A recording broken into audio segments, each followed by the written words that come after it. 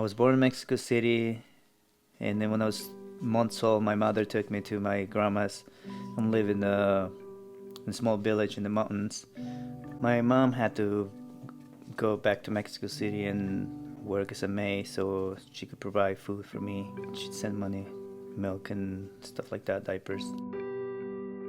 The small village was called Chichicastla Hidalgo. It comes from a native name, Chichimecas. So our house was basically three compartments that were separated, small little rooms. One was made of concrete and rocks, and that was our main room where we used to sleep. And the other one was made of palm trees. It was like a shack. Both of them actually. I didn't have a bed, and I didn't even know there was beds existed or a mattress. I used to sleep on the floor on a floor mat that my grandma made from palm trees. We didn't have any running water. For us to go get water, we had to go walk about a mile to the river, and it usually took a few trips to do it. It was a hard living because we always hoping for the rain. We used a lot of the rainwater for plants, corn and beans and squash. Meat was never a thing that we ate because the chickens were safe to create eggs, and the cows that Grandpa had were for the milk that we drink and make cheese of it. But we never killed animals. School for my grandpa and grandma was not important. Most of my family didn't have education. My grandma didn't even know how to read. For them was surviving skills. That was the main thing. And school for me was far away from our house. It was like probably like 5 mile walk through the woods and cross. I had to cross a river. So if it rained a lot, I couldn't get to school. And then when I got to school, I had mean teachers that will, because I didn't show up or didn't bring my homework or I didn't pay attention. I don't know if I had a learning disability. And it was not just me, but every other kid would be punished and sometimes get beat. A lot of time you had to put your hands, it was either on top of your desk or just straight up your hands. They'll hit you with the stick. It was one time, 4 times. If you cried, then they'll give you the second one. And if you came in late into the classroom, they will put you on the corner, stand up in the corner, and hold books. The heavier it got, the more books they put it. And so me and my friends decided to start skipping school. We went to the river and play all day long.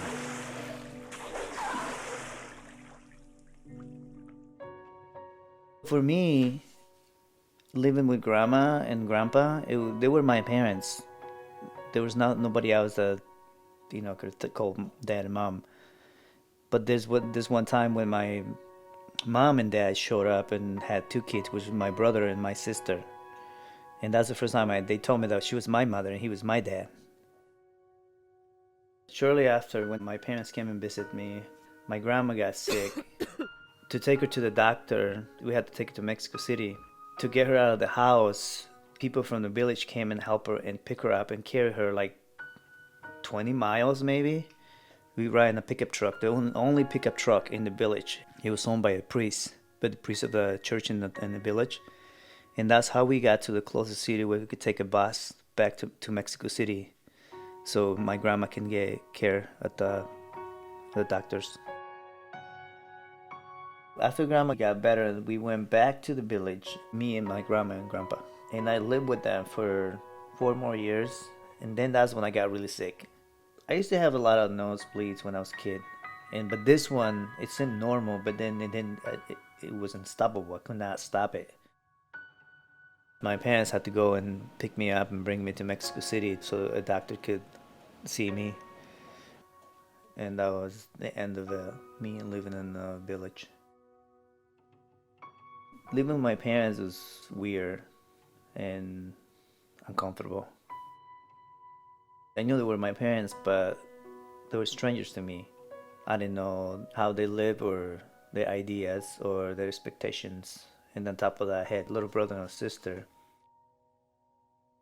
I did like the school I went, so that's kind of what I was most excited when I started going to school and making new friends.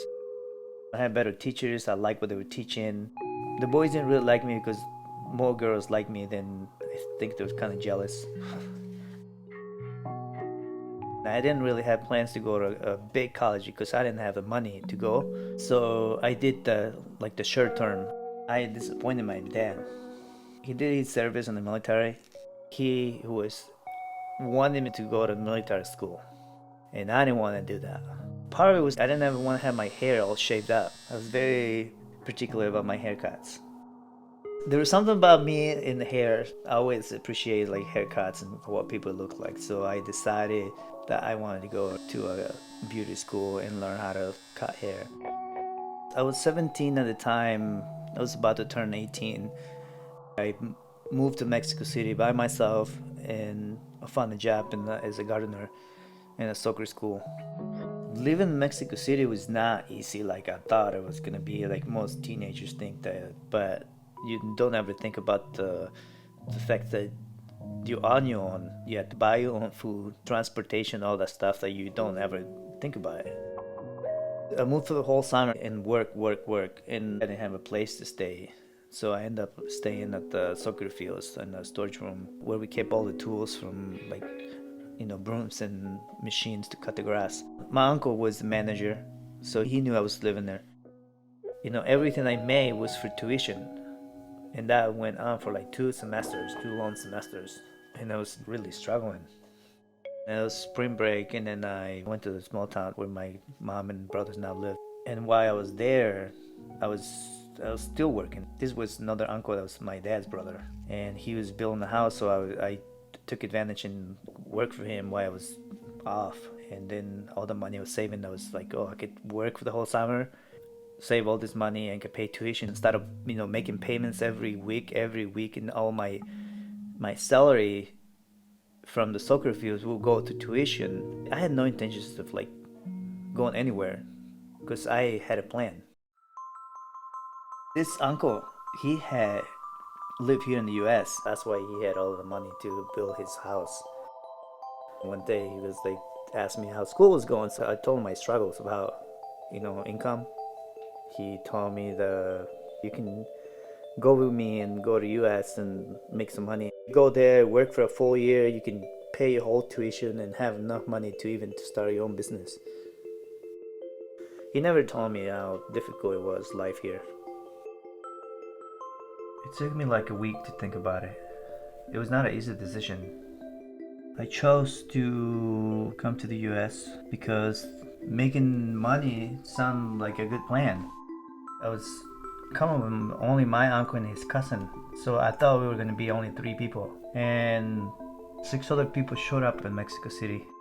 And the next day we took a flight to Tijuana, Baja California. When we got to Tijuana airport, we took a taxi to downtown Tijuana and we went to a house. The woman that owned the house, she was part of a organized group that helped cross people illegally to the US, and they are referred to the coyotes. We went inside. There was a guy there that escorted us to a small room. There were like another 25 people in the house at the time, or waiting to be crossed into the US. We ended up staying there for a month or over a month. I can't remember. They decided to send us with a bigger group. They want to collect a lot of people, so the trip is worth it. They still make money if you cross at least half of the group. These people they call the guias, they're like the guys that take you through the mountains. They treat you like you're like a piece of money, $200, $300 a piece.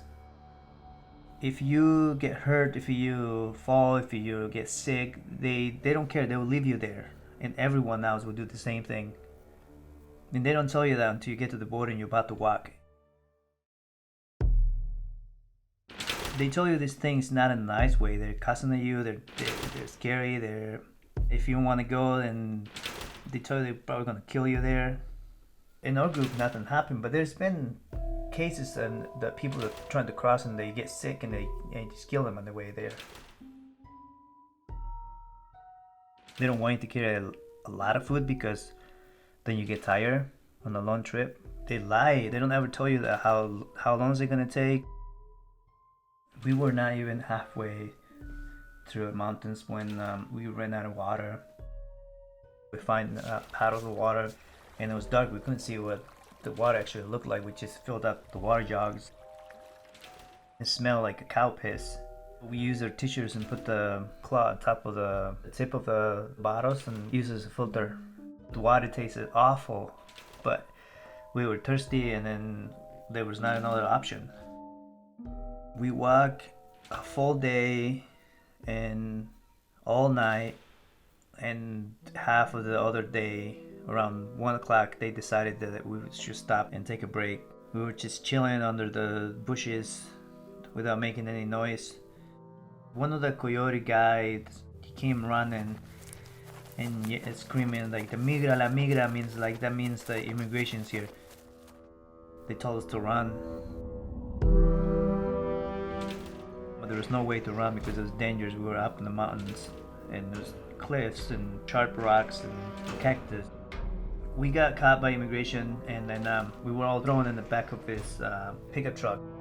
We got taken to immigrations, and they took fingerprints, pictures, and then we got sent back into the Tijuana. We didn't have another place to go but to go back to the same house.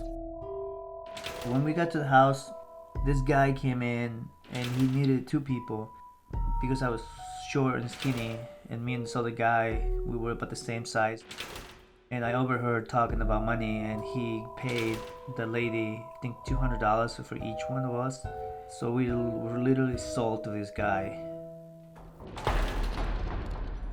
He took us to this other hotel when there was another bunch of people that were trying to cross illegally. They were from all over the South America, Guatemala, Honduras, Salvador. And we were put in this hotel room with this other 2 people. He told us that next day there was somebody who was going to come in and he was going to knock 3 times on the door, and that was like the code. The next day he came in early in the morning. We followed him to the border. There was another group of people there waiting for us, and then gave instructions on how we were going to cross. He only says, like, when I said run, you guys are going to run. So that's exactly what I did. I had no idea we were supposed to cross in the incoming traffic going into Mexico. And I ran as fast as I could. Probably was like a feeling like scared, and someone was like a adrenaline I had on. And I don't remember like seeing cars, what colors, how many cars were in it. My guy that was following had a red t-shirt on it, and that's all I could see. I could hear the cars like beeping, all these cars beeping at us, and they never told us about the dogs. They caught some of the chubbiest guys that were in it because they couldn't run fast. They have it all set up, and they have people that can run and people that cannot run, so the people that are slow, they can get caught, and that way distract the officials. After we run those 15 minutes, the guy stopped and he goes like, just crawl through this hole. It was a drain pipe, I believe, and he said, don't stop until you touch wall. When I got to where I could stand up, the water was up to my chest. It was pitch black in there, and it stunk, and I believe it was probably like sewage. We waited there for a few hours for the ride to come there and pick us up.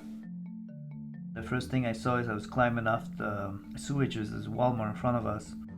At the time I didn't know it was Walmart. I just remember the letters and the color blue and yellow until like later on when I got here, that's like, oh, that's a Walmart. Once you're in the United States, you belong to them. You can't leave until somebody pays money for you. And they will keep you in their house until somebody, your sponsor or family, whoever is gonna pay, responds. So when we got to the house, there's a lot of people, kind of like in a house in Tijuana. And there was people there that have been waiting for months. There's people from Guatemala and I believe maybe Honduras. And they didn't have anybody to respond for them, so they couldn't leave. I had an uncle living in Michigan, and he was the one sending me the money to pay off the coyotes. My uncle was sent half of the money. They decided to move me and these other 3 guys to a different house. We were thrown in the trunk of a car. We were taken to a house, into some garage, and then we were thrown in a different car with different people, and we were taken to a McDonald's. I had never seen a McDonald's before. And I remember because the big M. And then from there, we got picked up from this other guys, and we took another car to LA. That was the final trip from the Coyotes.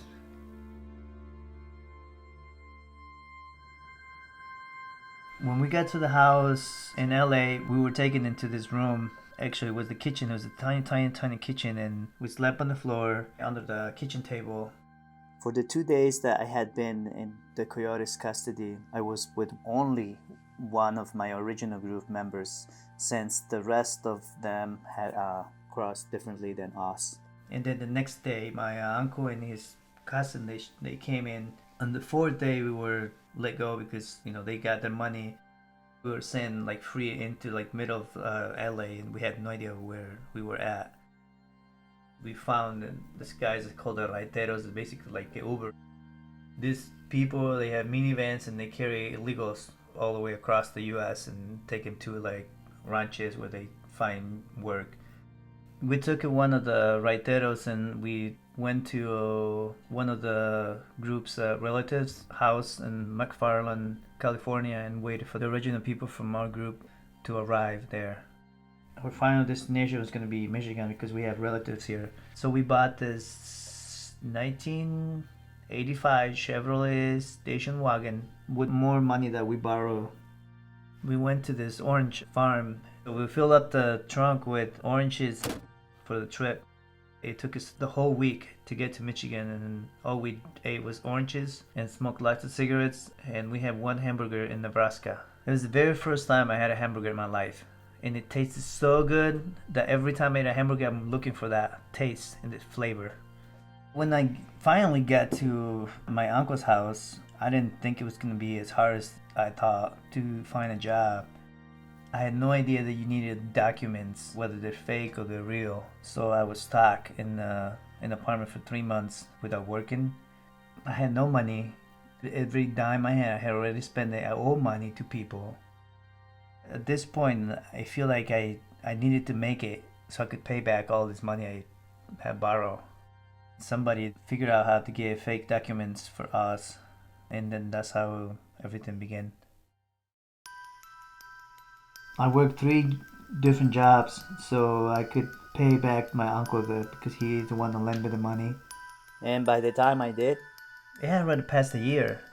The next 6 months I tried to work as hard as I could so I can save money. And I did a little bit, but it was not enough for me to go home and go back to school like the original plan. I met a girl that kind of introduced me to the nightlife environment, partying and drinking, and I was a teenager. It was not even legal age to drink, but I was hanging out with all those college students. I ended up spending a lot of money, money that I had saved for me to go back. I met this guy that came and worked with me and told me that there was a faster way to make money, and it was like gambling. So I developed this gambling habit, going to the casino. Almost every paycheck I would play, and sometimes I make money, sometimes I lose money, and casino house always wins. Because I was losing money, I ended up borrowing money from other people. I used it to gamble, and it came to the point that I owe money to everybody. Probably owe around $3,000. My friend from Guatemala, he asked me to go to a casino, and I didn't want to go, and he was like, one last time, and who knows, you can make money. So I went. We got to the casino, and I remember feeling nervous, like I did not want to spend a single dime anymore. And I decided to sit down this machine, and I put $100 bill in it. It spit 100 credits out, so I was even. I could have cashed it out, but I wanted more money, and I keep on playing. The second time I hit it, it was like another 100, and then I decided to push the button again, and all of a sudden I hear this boom, boom, boom, boom, boom, boom. It's all this cash. It was like it was $4,000 I won. Plus the 200, that's $4,200. I cashed the money out and did not play again. The next day I start calling people and paying everyone back. At this point, around 3 years have passed. And then soon after that, I met another girl. I decided to date her, and things happened. She got pregnant, and then we got married. It was never my plan to stay in the US, but once she got pregnant, I was gonna stay. I know it was not legal here, but I really didn't want to use my wife as a sponsor for me to get a green card. I didn't want her to feel like I was using her for that reason, even though I know that anytime I could be kicked out and leave my kids here. That was actually the first time I ever had fear in my life, that I was gonna get kicked out of the country and never see my wife and my kids ever again. The law at the time was like I could apply and wait, I think it was like 4 years outside of the country, but did not make any sense because who was gonna help her raise the kids? It was either her coming to Mexico or me staying here and continue working as an illegal. So I did that. The immigration law kind of changed a little bit that I could apply and then stay here. That was around 2003.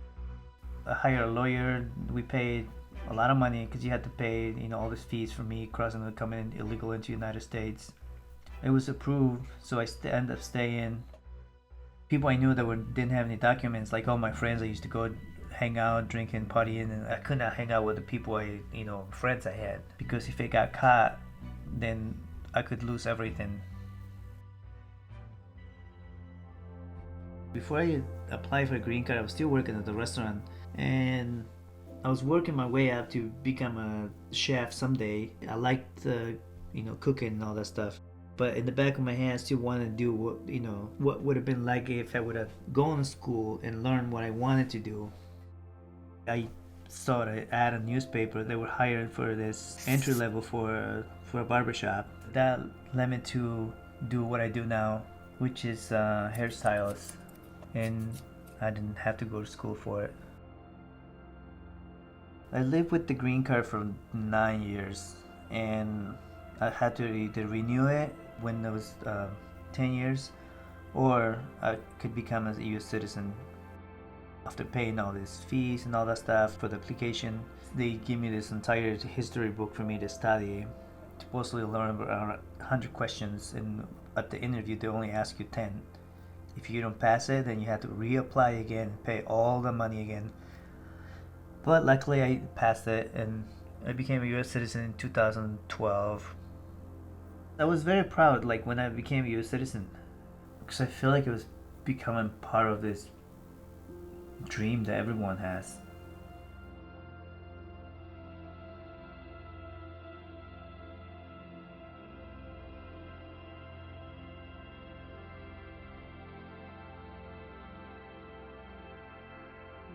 Sometimes I wonder what would have happened if I would have stayed in Mexico and not come here.